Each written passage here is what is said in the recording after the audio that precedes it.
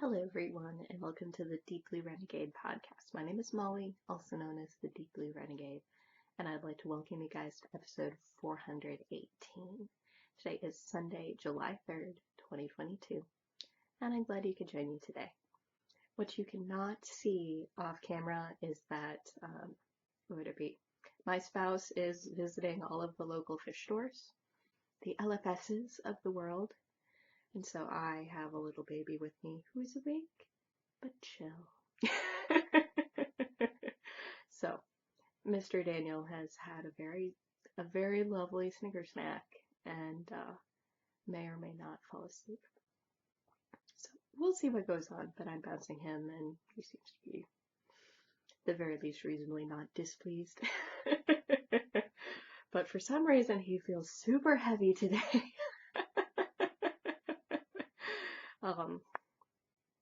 And so I am not wearing him or carrying him. I figure he's probably a little bit happier in the bouncer with his toy anyway, so we'll see how that goes. But it would be the case where, would it be? I've finished something that counts for Stash Dash for the first time since I finished the socks. But that's in the spinning section. That's right, friends. I still haven't finished the stupid sweater.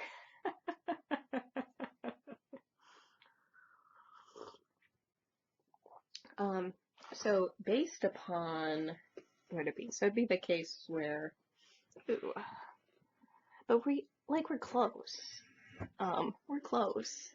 Yeah, you can definitely tell light's a little bit interesting today too, huh? This is how much yarn I have left. I have not weighed it. The last time that I weighed my yarn, I had 35 grams. I have used that little walnut of yarn, and now both ends of this are attached to the sweater. Here we go. Here is my Russian join, which looks a little bit, yeah, you can see. It's not perfect, but it'll probably get the job done. But so it'd be the case where I did get over that hurdle, right? I did decide what I was going to do with my awkward yarn situation. So that's positive. It appears that I have now knit over, or would it be? I'm guessing we're getting close to the end of, it's quite possible that I will not need to,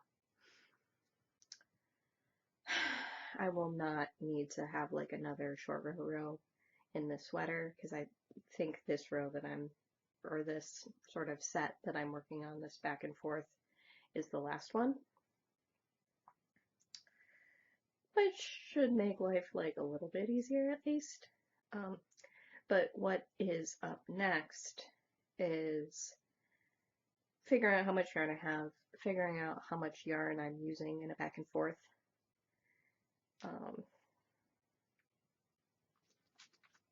And then figuring out what that would roughly equate to for like an I-cord bind off.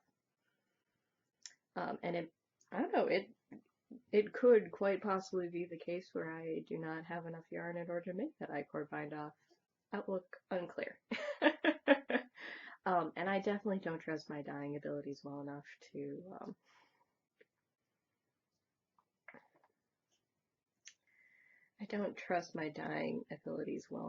be able to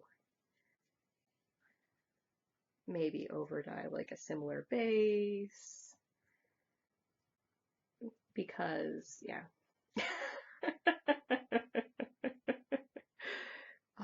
I can make things more blue, but to hit a specific shade of blue, that's a little advanced. So we're definitely in the end game. I was thinking like surely by now I would be done with it.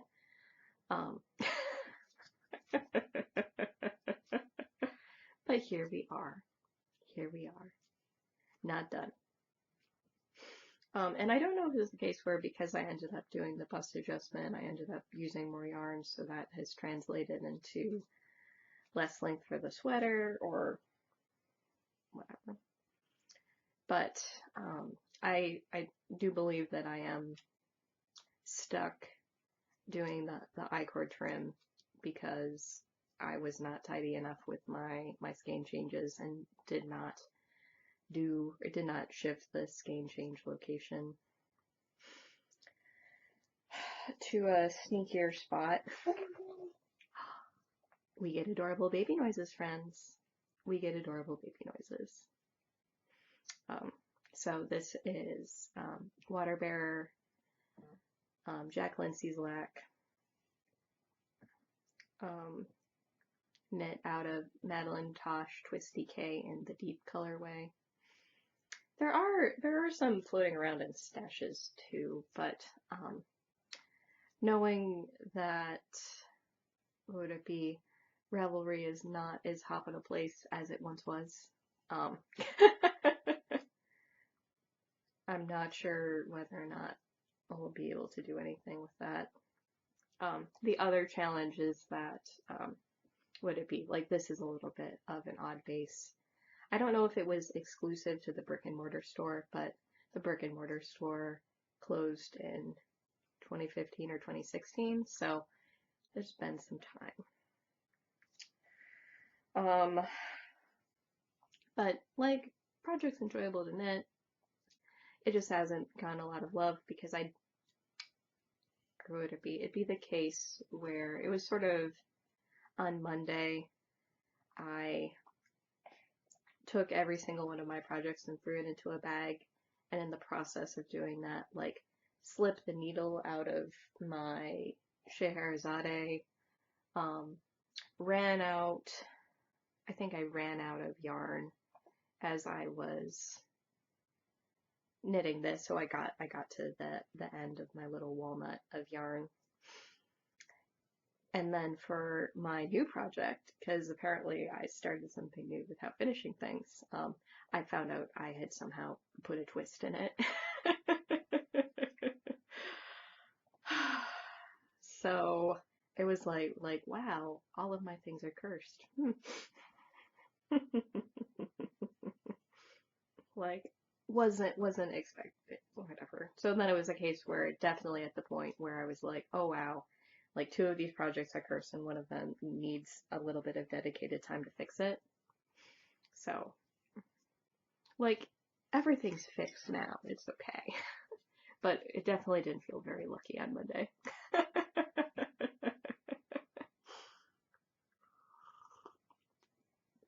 As you do. As you do. So I'm really close. I just need to weigh it and figure out how much yarn I'm using per row, and that'll give me a good estimate. So I have at least one more row of knitting on it before I start a bind off, just so that, whatever, I know where I'm at, basically. Or one more back and forth.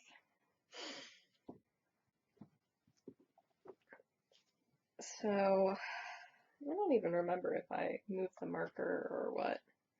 Yeah, this doesn't look like I moved the marker.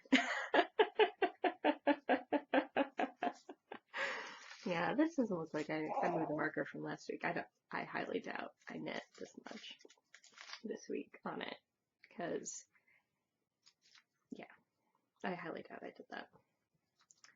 And it'll definitely be the case because the front pattern and the back pattern are not on the same row. There's no reason to end on a particular row. It may be the case where I throw the sweater on after I knit that row and try to figure out if I want to do something else with it, but I'm pretty sure. I'm going to stick with that. The only thing that I'm sort of like workshopping in my brain, just like a little bit, not a lot, is So I do have some gray Lomisa DK, and I'm pretty sure wherever that's hiding, I would have enough to actually maybe do the full bind off in that, and maybe even steal, like redo the bind off on the cuffs so that everything is the same and just have like a little silver contrast. Not that that's gonna get me like a huge amount of extra on that, but it could help.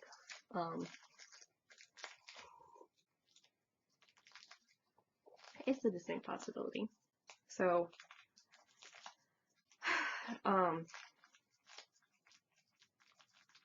like, that's going under the theory of if you're going to do something different, do everything different. And then the only thing that would end up being maybe not matching in that would be the I-cord on the back of the neck. And that seems like a worthy thing. So maybe a possibility. I'd have to pull out the yarn and see how much I have. I don't think I used it all. I did use that gray on Mr. Daniel's sweater, but I don't think I used it all. So that might be an alternative so that I still get to have the nice finished edge. And it'll be enough of it that I think it'll be reasonably well integrated, and then use up as much of this as possible. That might be less painful than asking people if their yarn is for sale. Yeah, we have to ask people if the yarn's for sale.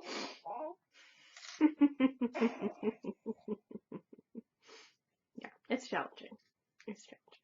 So, like, I figure, like, I can get a decent amount. Maybe the case where I, like, lay it out and measure after I figure out, like, how much one row is. We'll figure something out. But it is gorgeous. But, notice this. This is now far enough along where I can just pop this on quickly. So,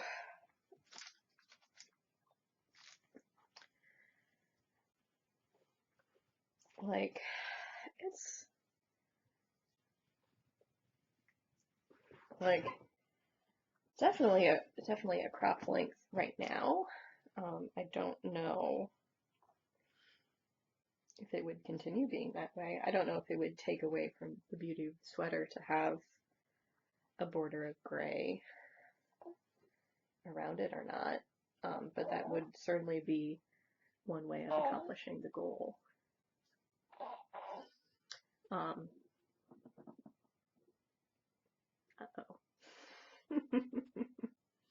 Those sounded like poopy noises.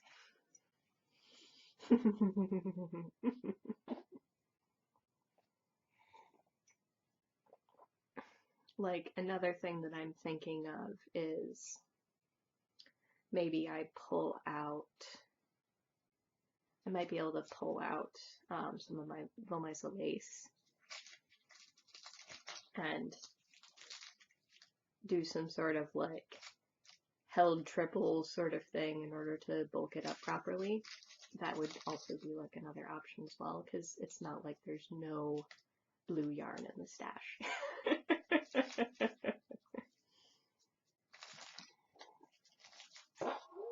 We got some.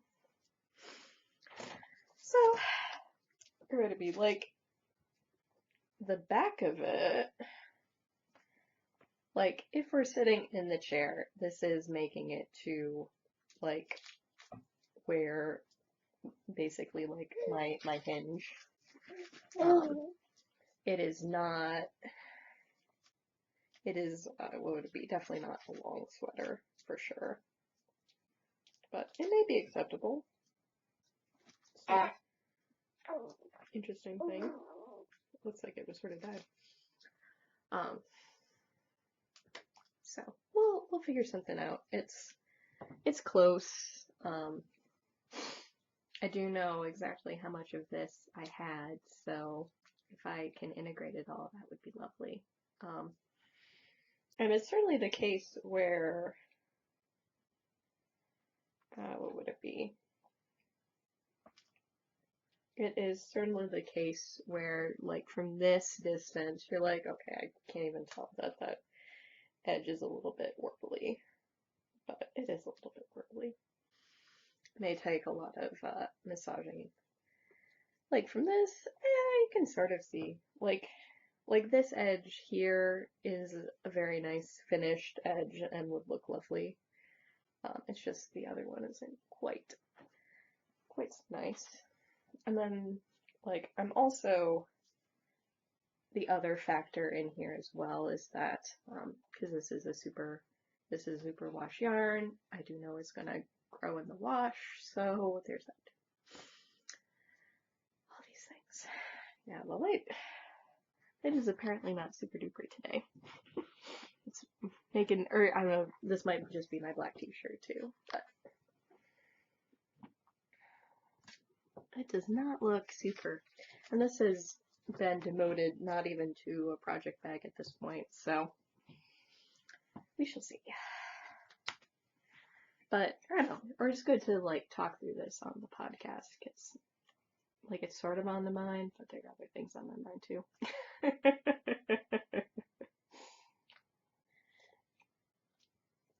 So I don't think I'm done with I don't think I've actually even really done a row this week. There were, so I'm like halfway done with a row. I've not spent any time calculating the number of beads. I may have lost all of my work on that when I needed to restart my computer. Whoopsies. Yeah, for some reason I guess I haven't been as diligent about restarting my computer, and I should have known when it started to get really laggy and awkward that that may affect the performance of other things. But I also need to be more diligent about saving my Scratch files. So basically I have a spreadsheet with a bunch of tabs in it that has all sorts of various calculations and additions and that sort of thing for my extreme yarn chicken lifestyle. As you do. And occasionally all of my work gets lost because I forget to save the sheet before something awkward happens with my computer. Now, it's like maybe a little bit disappointing because it feels in some ways like I just got this computer, but I've had this computer for quite some time. And I haven't done particularly mean things to the computer, but it may not be as delightful a computer as its predecessor was. It could, in fact, just, or whatever, it's not as wonderful and did not have the dedicated IT support that my previous computer had. So what that means is I lost all my stash calculations. I lost all my bead calculations when that happened, so I need to redo them. I also was intending to weigh this project after I finished this chart, and obviously that didn't happen this week. And that's mostly just to make sure that I am on track to doing 14 repeats before starting the border. I think I am in the midst of the 11th. I'm pretty sure I'm in the midst of the 11th one at this point. But it's, what would it be?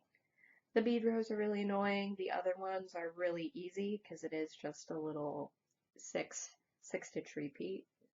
But it does have very fantabulous results for sure. So it's going to be gorgeous. And oddly enough, I think it's also going to end up being super massive. Um, which, well, it's cobweb. It would have been super small had I not expanded it. So there's that.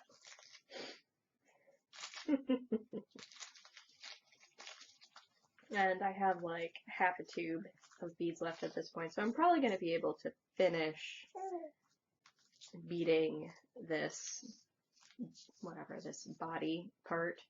Um, and then I need to figure out, roughly speaking, how many more beads I need for the quarter. Though I am mildly confused why I can't get the calculation right. I don't want to, but I may need to count out. I may need to count out where I'm at and just make sure my stitch count, the stitch count that I have calculated matches up with where I am in the shawl. Because that might be where all my bead problems are.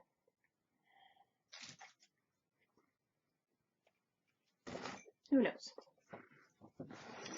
So the last work in progress is a sample that I am working for the Black Squirrel. So they ended up putting out a call for sample knitters. I decided to say yes because whenever I've helped the Black Squirrel in the past, they have made it worth my time. For example, I received this bag for helping them set up for Students West 2020, and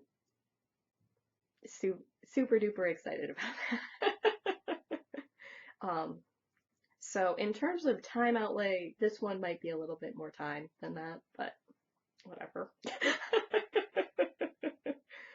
So, what would it be? So I am knitting I probably actually haven't even started a project page for this. I feel like, yeah, no, all of the information has left my brain.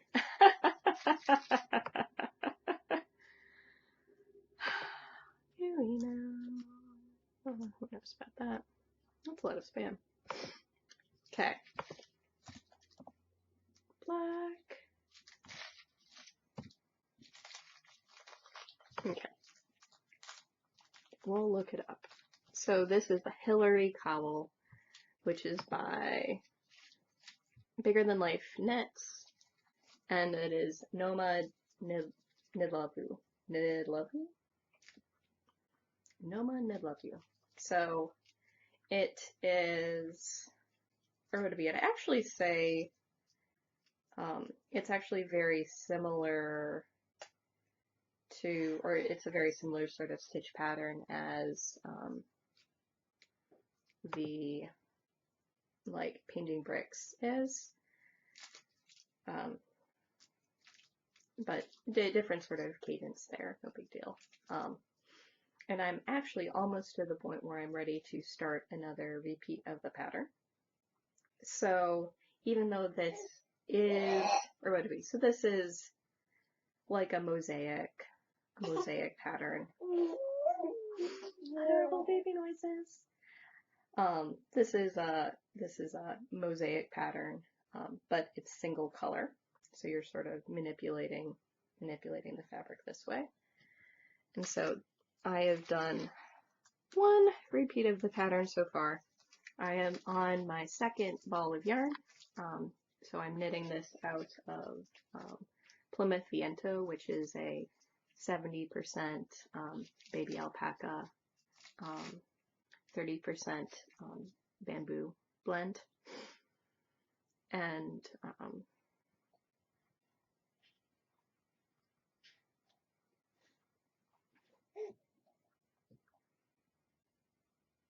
I might have shortchanged this a little bit.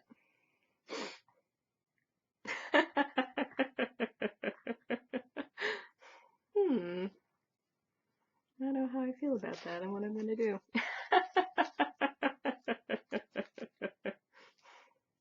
Because I'm looking at my number of floats and I should have more of them back here than I do.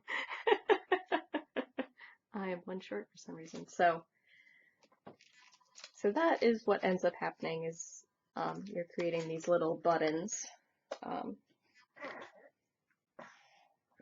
in the pattern.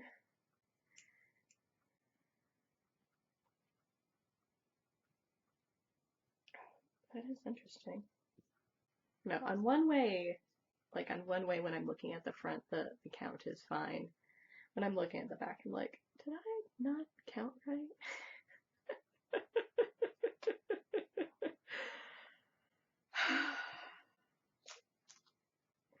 I don't know how I feel about if I need to rip back or not.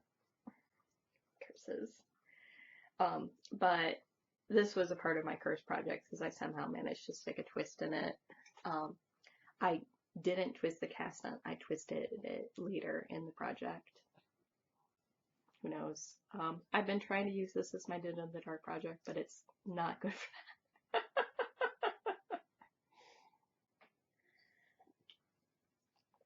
Just because it's like pearls and slips.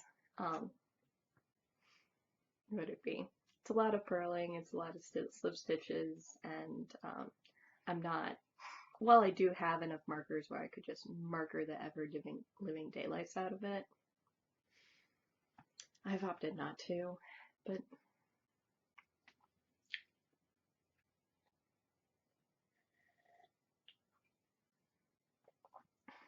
I'm not sure what I was thinking. So on one hand, it's working out really quickly because I'm already more than one skein into the project out of 5. On the other hand, sometimes it feels like my life is filled with unforced errors.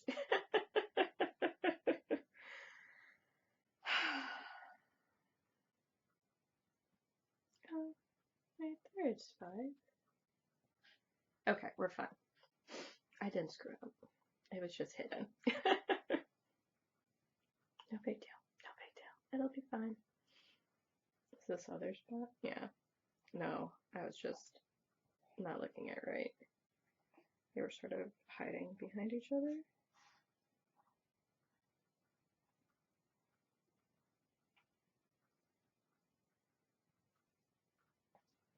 Or part of this is right?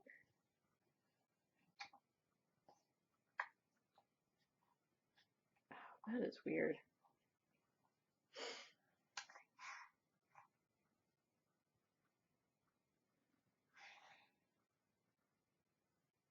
Yeah, that is really weird. This part's right. I get like distracted partway through the row and switch what I was doing.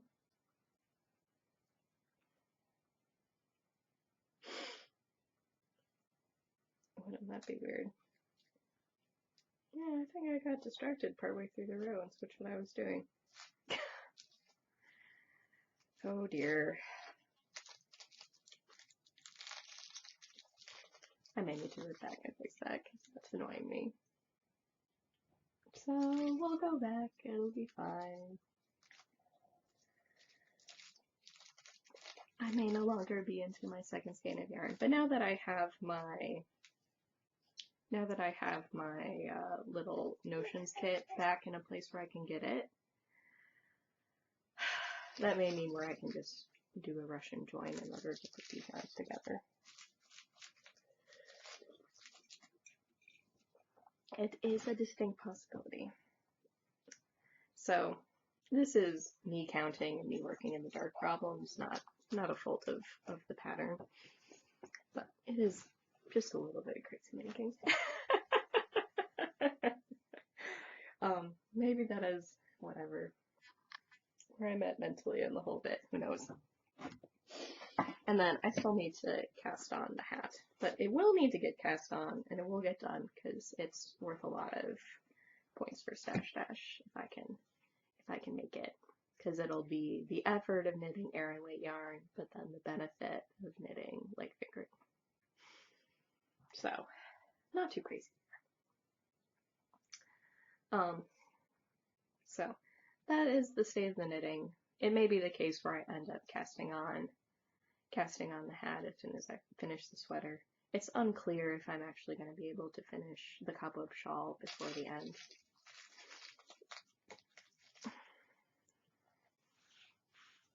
Like, it's a big project.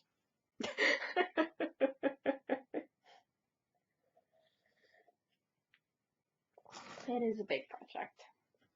But you know what is also a big project?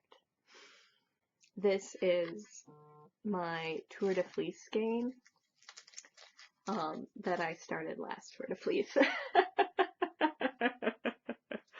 um, so I was spinning for a theme, and I believe that theme was actually travel. And so how I fit this into the theme is that I had some hobbledehoy battling sets that I'd gotten, I think, at my first or second SSK in the Gandalf colorway and the Voyager colorway. And so, as we know, Lord of the Rings is about a trip. So it'd be the case. And then what I also ended up doing was in order to make this a more substantial skein for a project, I added 4 ounces of merino angora that I dyed. So dyed the roving and then carded it up into bats in order to make sort of a more even thing. I ended up stripping the bats for combo spinning purposes, and then that didn't work very well because the staple lengths were so different between the hobbledehoy and the merino angora. So I ended up blending them on my drum carder from there and made little nuggets that I was sort of spinning somewhere between a weekly to less than weekly basis. So this was a spindle project that I started in July. Sat for a little bit, figured out, did some problem solving, continued the project, and then sometime not too long ago, I started spinning the blue set on my wheel while doing the gray set, sort of back and forth to keep me working on the spindle project. And then I stopped trying to do the tandem thing, and as soon as I finished the blue set, then I threw the gray set on the wheel. So I had a little bit more than an ounce of the gray set, the Gandalf set. Gandalf the Grey Friends.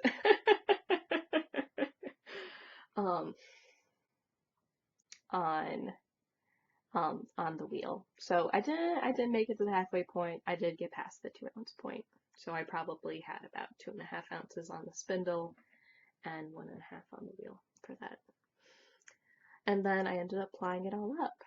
I don't know if I was done with the singles last week or if I was not quite done with the singles last week, but I did wrap that up, get it plying with the hopes that I would have a clear reel for the beginning of Tour de Fleece.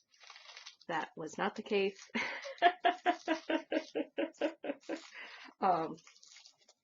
But honestly, like it seems like the color is showing up reasonably true on the screen, despite the fact that when I dyed the merino angora, I used Wilson's Violet, and the pink shade in that isn't captured by the webcam. Like, the webcam's pretty good at a lot of things, but pink it is not. And like, that particular color isn't particularly color fast, so there are definitely some lighter sections in this, because the bluer part of the bat, I think, got like a little bit sun bleached hanging out of this room. As you do. So, this is super mega gorgeous. So, like, definitely all of these cool tones. I really love how the gray sort of brings in that lovely tint. So it'd be the case where they're just like little bright spots here and there where the gray ends up shining through. I think that this would have been a much less interesting skein if it had all been mega saturated colors, which is sort of goes into what my next spinning project's going to be. But like, there's an awful lot of interest in this skein. So there's like little inclusions from the bats, like sari and bits of yarn and bits of silk that end up sort of coming up as like thicker spots in it. But there's also, what would it be? Like far away, it appears to be a single color, but up close, you see that it's made up of many colors, which is cool. So much fun. So this ended up being 461.75 wraps, which, let me look that up in yards.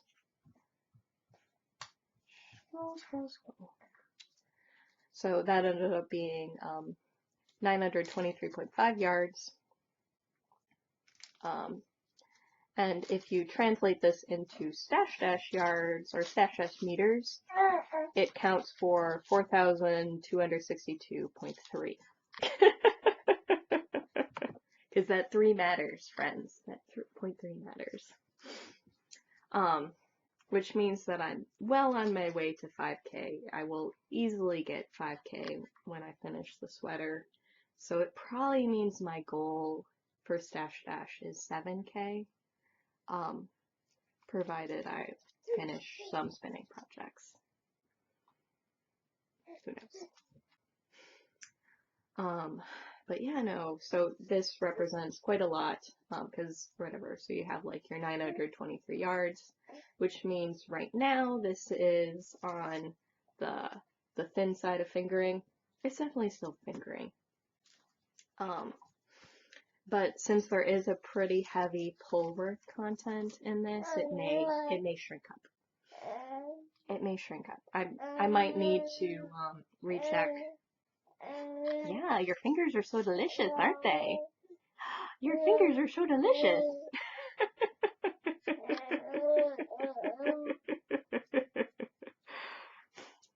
He's really into his fingers. Yeah, so into your fingers. So, this is very lovely. I'm very excited with how it turned out. I ended up 4-plying it, so that means stash yardage wise, I got to take the yardage and multiply it by 5. So 4 for the singles and once more for plying. And I'm really happy with this weight. What it be? I think it'll end up being really nice. And I'm really glad that I decided to 4-ply it, because I think having that bit of gray in it really enhanced the blue parts of it. It was like, thank you, Gandalf. So, and what would it be? Like, you guys know, like, I can let a spindle project linger for a very, very long time. I don't know whether or not I've had it last pretty much a whole year. What would it be? So this was 11 months. Just because I'm not a very diligent spindle spinner. I think I'm a really good spindle spinner. I think I make really great yarn on my spindles, but I don't, or would it be, I like some of the instant gratification that I can get from a wheel, as you do. Alright, the cords are very fascinating right now. So fascinating, huh?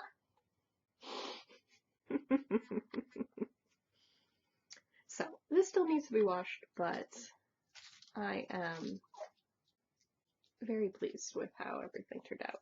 We'll bring it close again. You can see my red skein tie. Focus. Bring it back for the color. Okay. Yeah, this turned out great. Very lovely. Do I have a specific plan for it? No. I'm actually a little bit surprised that it doesn't feel more Angora-y, because it is 25% Angora. But perhaps that's just the case where the Polworth and the Merino are sort of dominating how this is behaving. Yeah.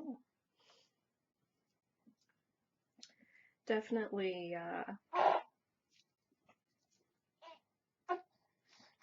definitely a pretty good win for Stash Dash this year.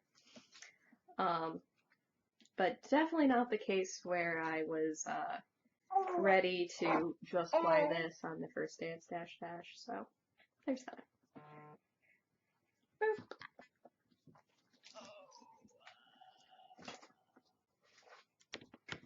We're going to get the cord out of the baby's reach. The cord may be more interesting than the toy right now. As you do. We might be running out of time too. There's still content. There's still content. So, this is done. Still needs to be washed, but pretty good win there. So, in terms of my next project, so you can sort of have the through line here of I really liked my last project because there was some white in there, and that made the jewel tones more interesting. So I ended up putting up a live this week of me making a bat. I didn't end up doing sort of my thought process behind why I was combining all of the colors that I was combining. But it is the case where I did end up sort of talking through what I was going for. So I'm doing a Fun Onion challenge for Tour de Fleece, and my fiber counts for 2 of those challenges. One of them is called Everybody Rides, in which you take different parts of your stash and combine them together.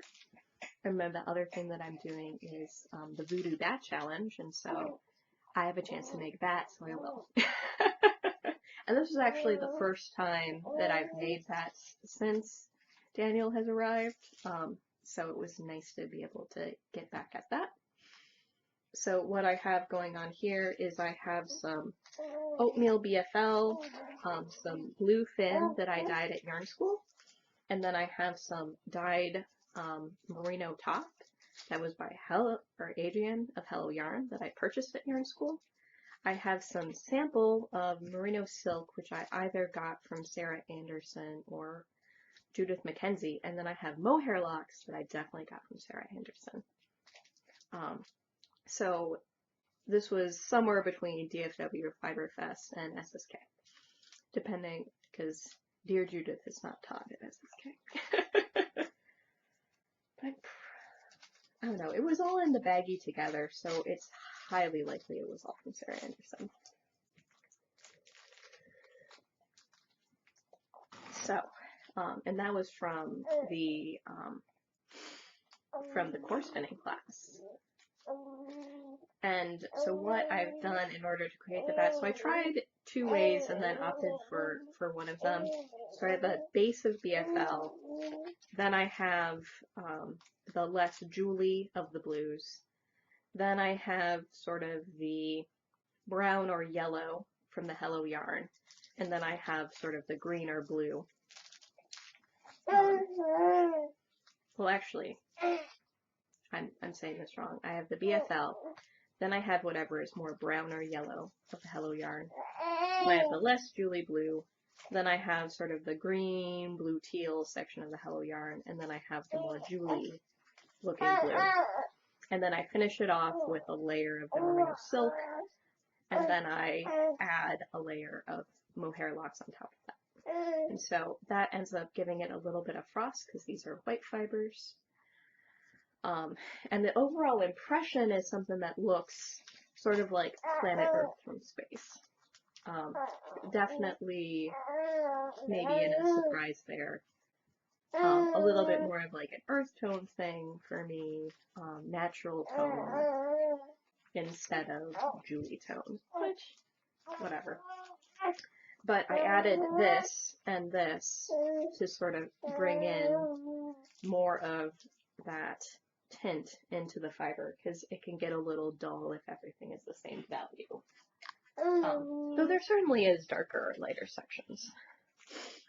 And this is what one of the finished bats looks like. So it's definitely, it definitely seems like it's more toned down.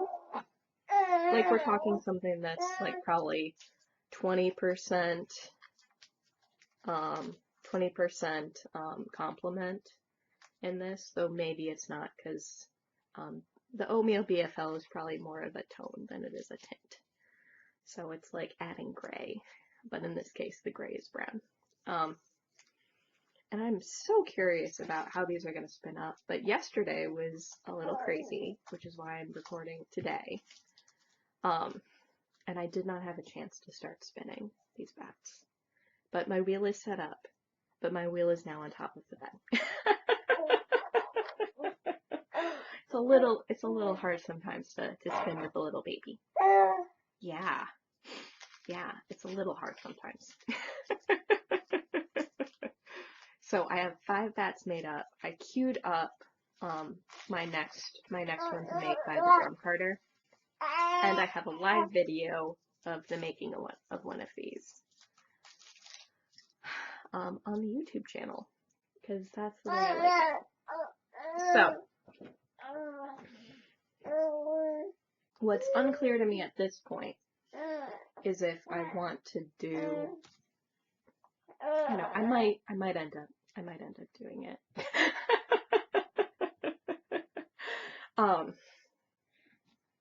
So the question in my mind, so I want to make thicker yarns. It was like, yeah, it's great to be able to make such fine yarns. Yeah. It's great to make such fine yarns, but I'm living in a place that's a little bit chillier. Definitely gravitating towards my thicker weight sweaters, and so I can change, or would it be the case where I think I'm actually taking this class with Julie Moreno at SSK. But it was like, okay, here's my default single. How do I make the yarns I want with my default single? Which obviously means spinning a lot of yardage and then applying my way to victory. So what I'm sort of thinking through as I'm talking to you guys, talking to myself,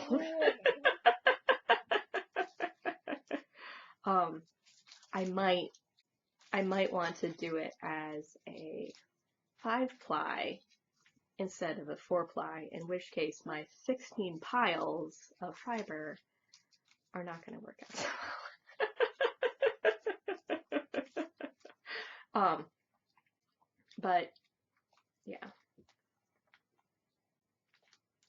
So I may, but it's not like it's the end of the world. Like I just have to take one of the ones that I make and sort of spread it out amongst the piles and have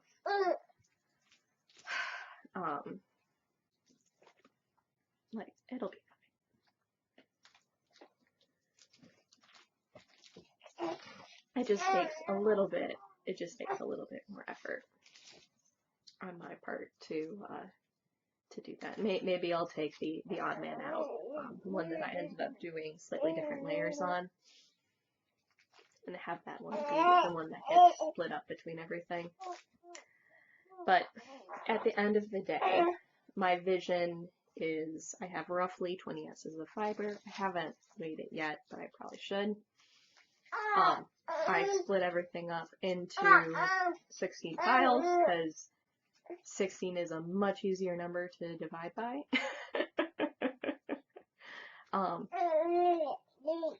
Yeah. Poor little Bambino. We're gonna have to end pretty soon. He's starting to get a little irate. It might be time for another Snicker snack. Or a nap. Probably a Snicker snack than a nap.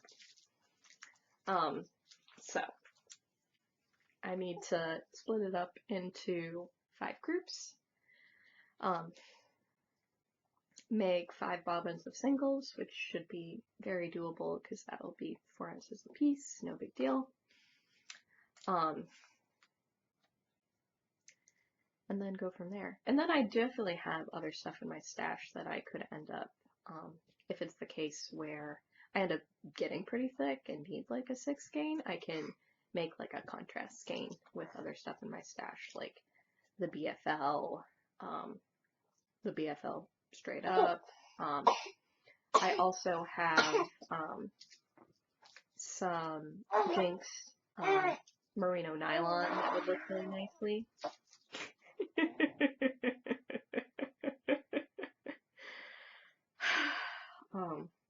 So there are definitely options, even though I will have used all of my bluefin and my Hello Yarn merino.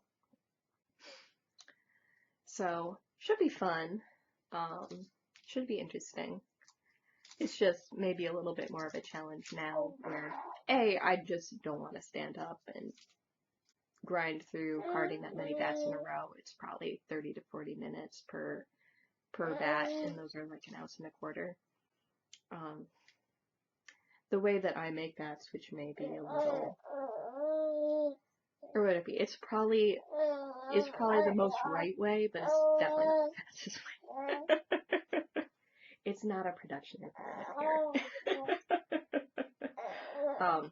And then I'm so curious to see how it's going to spin up. I'm committed to doing it all at this point.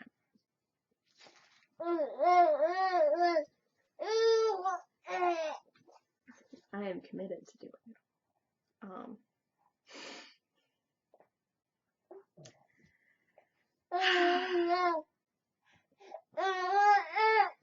Yeah, we're gonna have to call it. I haven't heard back from anyone about the every 2 weeks podcast thing. The natural transition point may end up happening when I go to SSK.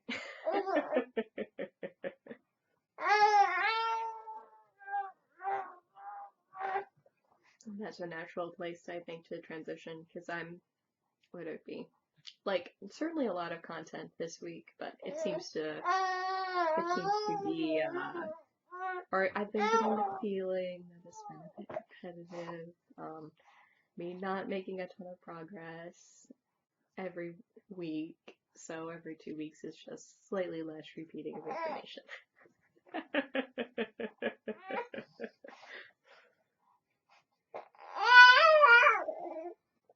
So we'll figure something out. It was definitely a challenging week this week for the first week back full time at work. So hopefully things get better. But oof, specifically the challenge has been, so I'm gonna be gone for 6 days, so I've been trying to pump extra so that my spouse is well armed with breast milk for the time when I'm gone.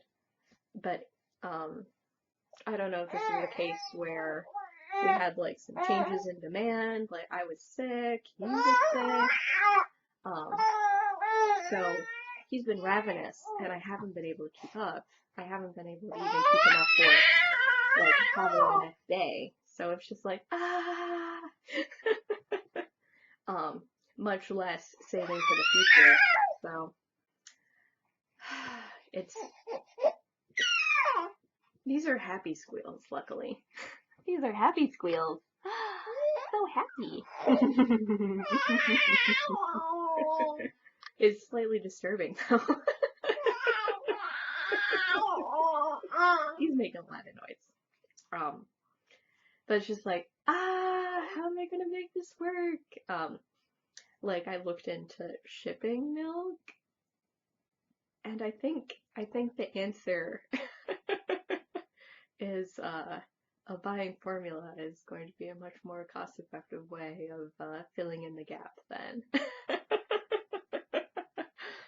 Like, holy smokes, friends! Like, it's probably not worth $200 a day to ship breast milk.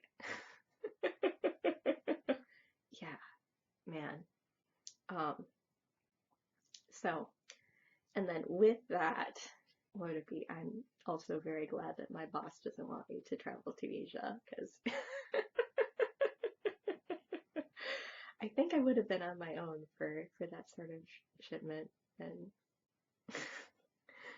man. So the weird things you end up learning, but would it be? So it's been a rough week because I've had to spend a lot of time at the breast pump, and it doesn't feel like it's been for anything. What would it be like? Breastfeeding a kid is hard. Um, like, and I've had it relatively easy so far, so maybe that's what's getting me right now, is that it is hard now. Um, I'd much rather have him just feed off of me than pump and feed. So I have to give kudos to my sister because like her kiddo didn't latch and she wanted to feed breast milk, so she pumped her way to victory. She's a stronger woman than I.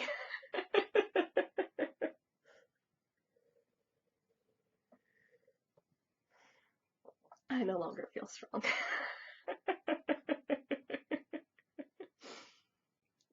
All right, things that chilled out a little bit. Would it be? But then I do have one more thing to show, since we do have a little bit of a break in the storm. But I did get some fiber mail this week. I feel like I'm in the hole. I feel like I'm in the hole at least a little bit, but because I'm pretty sure I've bought a pound, but I've definitely not. I've bought a pound and like I see the pound. But I'm participating in the camp Spin 15 every day, or Camp Spin, there we go, which is hosted by Cheryl, the 1764 Shepherdess. She is the hostess with the mostest for my Friday night spinning group. And super glad that, what would it be? Super glad to have an all online group, even though I probably won't be able to meet them in person in October. Boo-hoo. I just don't have enough vacation time for that nonsense. But Camp Spin 15 and 22, Spinning in Wonderland, and I got a sort of teals and grays set, and this colorway is Mad as a Hatter, which I feel like is very appropriate for my lifestyle. But I also got a friend, so this guy is actually from the Spin 15 book club. And so this guy is Targi, I believe. Oh wait, Organic Pulverth. And this guy is Polar Silk. Honestly, it looks like they would be really cool together. So this colorway is Spindle's End, and it is, it sort of has sky blues, light greens, and sort of browns. So another one of these earth tony ones. So it sort of has like a tealer green and a springy green in it. And definitely the sort of pulver silk where it seems more like silk inclusions than well-blended silk. So that should be a fun textural experience to spin. I don't know, or would it be? So it'd be the case where Camp Spin 15 and 20, or the Camp Spin retreat, is a virtual online retreat that happens the last weekend of July. I think it's too late now to join. I also had like a lot of fun extras sent as well, really cute wrapping, very cute Alice in Wonderland stamps. Would it be? We're going with the would it be? Leaning into the madness. So what came included in my kit was like bingo cards, notions, a canvas bag or whatever, like a shopping bag sort of thing. I think a couple of other things too, like a keychain. So should be fun. And I'm gonna run out of time, so I better stop. So I hope you guys have a lovely week, and I look forward to talking soon. So take care, guys. Bye bye.